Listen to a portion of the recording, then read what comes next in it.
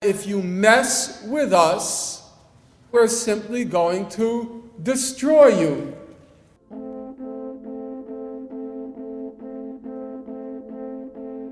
The goal was, we're going to attack Gaza to restore our deterrence capacity. But there's an obvious problem. It was perfectly obvious to everyone that Hamas was not a formidable military power. It wasn't any military power.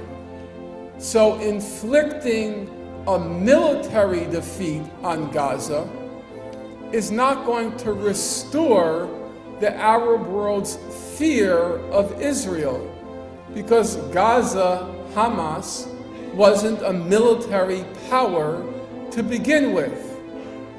So how do you restore deterrence capacity against an unarmed civilian population? And the answer is simple. You inflict, you wreak enough death and destruction, murder and mayhem that you convey to the Arab world that you're crazy, and that if you mess with us, regardless of what world opinion might say, regardless of what public opinion might feel, you mess with us and we're simply going to destroy you. And that was Israel's goal. They even had a name for it, the Dahya strategy. In September 2008, Israel's Minister of Interior said, if the Palestinians launch a rocket attack, the Israeli army will decide on a neighborhood in Gaza and level it. And that's exactly what they proceeded to do. As the Gaza massacre unfolded, the Israelis were remarkably candid about what they were doing. A reserve major general said, what we have to do is act systematically with the aim of punishing all the organizations that are firing the rockets and mortars, as well as the civilians who are enabling them to fire and hide. And it was a remarkable success. One wouldn't want to deny Israel its victories. In the case of Lebanon in 2006, it killed a mere 55 Lebanese in 2 days. But in the case of Gaza, on day 1, in 4 minutes, day 1, in 4 minutes, it killed at least 225 Gazans. An Israeli strategic analyst, a few days into the massacre, he said, the Israeli army, which planned to attack buildings and sites populated by hundreds of people, did not warn them in advance to leave, but intended to kill a great many of them, and succeeded. Not all Israelis were so impressed by what Israel did.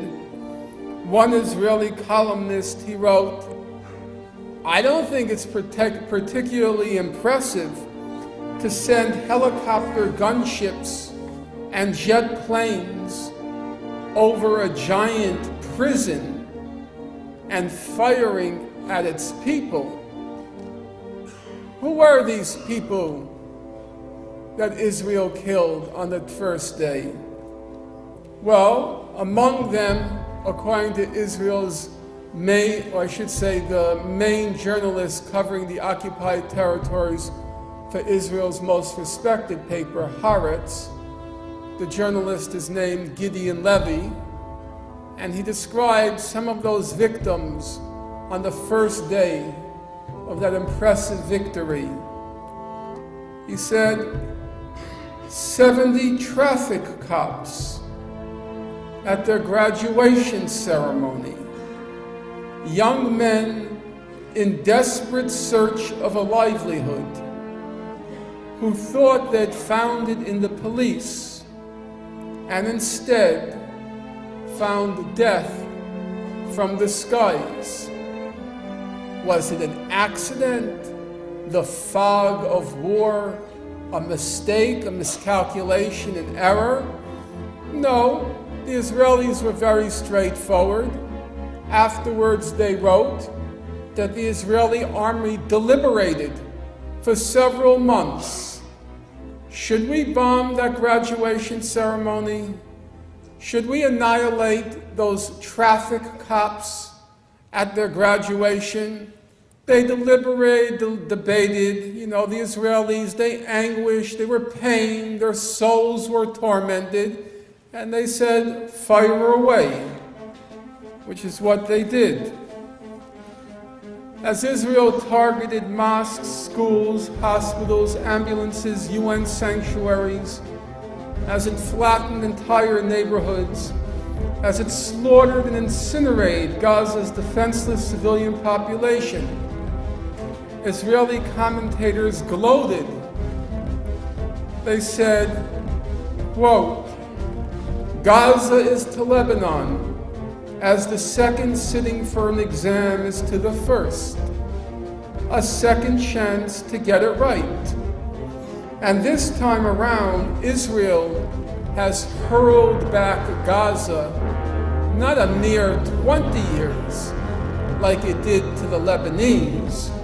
It hurled them back 60 years into the 1940s. Electricity is available only for a few hours a day. A second said, Israel has regained its deterrence capacity because the war in Gaza has compensated for the shortcomings of the 2006 Lebanon war. Notice, there isn't even a pretense that what happened in Gaza had anything to do with the rocket attacks. It had everything to do with restoring the Arab world's fear of Israel by massacring the civilian population. A third said, there is no doubt that Hezbollah leader Hassan Nasrallah is upset these days. There will no longer be anyone in the Arab world who can claim that Israel is weak. And it's true. Who can now claim that Israel is weak? Who can doubt that it is strong and courageous, heroic and brave? It caged in behind barbed wire fences and concrete walls a teeming refugee population. About 80% of the people in Gaza are refugees from Israel or the sons and daughters, grandsons and granddaughters of refugees. About half of the population in Gaza is under 16 years of age. It deprived this captive population of food, medicine, electricity, water, and other basic necessities, reducing the population to abject despair. It then sent in its jet planes, its helicopter gunships, its tanks, and its armored personnel carriers. It sprayed entire civilian neighborhoods with white phosphorus.